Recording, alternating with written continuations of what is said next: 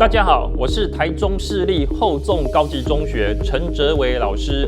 今天为大家呢带来一个实验，虚张声势的二氧化碳。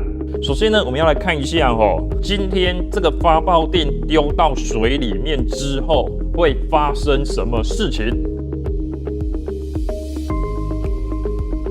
你也可以呢用手呢盖住，感受一下。好像快爆炸了，我的手快要撑不住了。打开这个发泡锭丢进去之后，它产生了许多气体出来。那我们今天的主题的话呢，是虚张声势的二氧化碳，所以大家应该可以猜得到，这个呢就是二氧化碳。那今天呢老师要问的是，这个二氧化碳是怎么来的？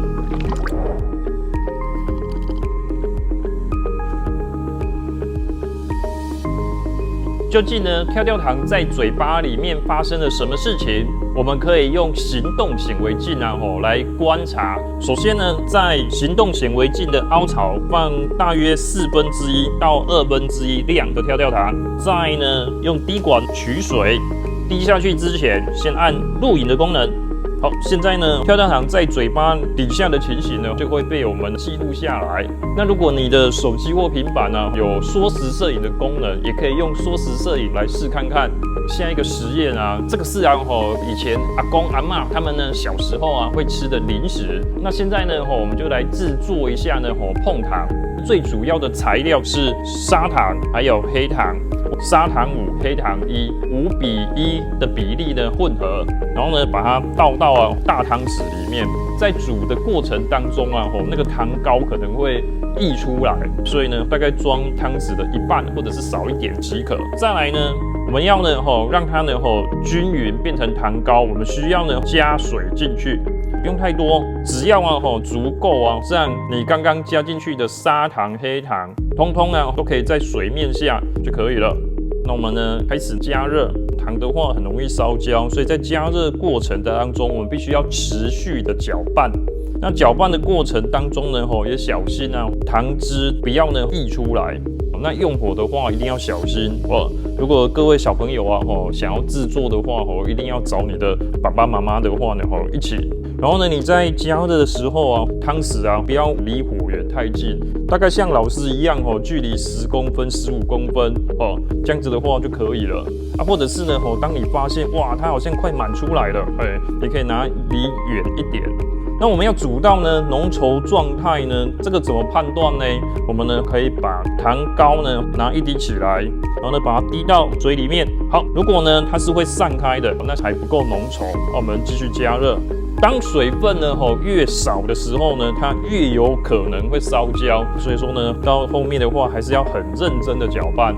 那当我们呢测试糖膏的粘稠程度，发现说它滴到水里不会散开的话，那代表说呢这个浓稠的程度可以了。接下来呢我们就离火。离火的话呢稍微搅拌一下，让表面上的气泡被你搅开。好，当我们的糖膏粘稠程度够之后呢，我们把小苏打粉加下去，持续搅拌，让小苏打粉跟我们的糖膏呢能够均匀的混合。好，这个时候呢，你会观察到颜色变浅。当你发现它有开始膨胀，就放慢，然后等到它真的开始发起来之后呢，你就停止搅拌，然后让它自己碰起来。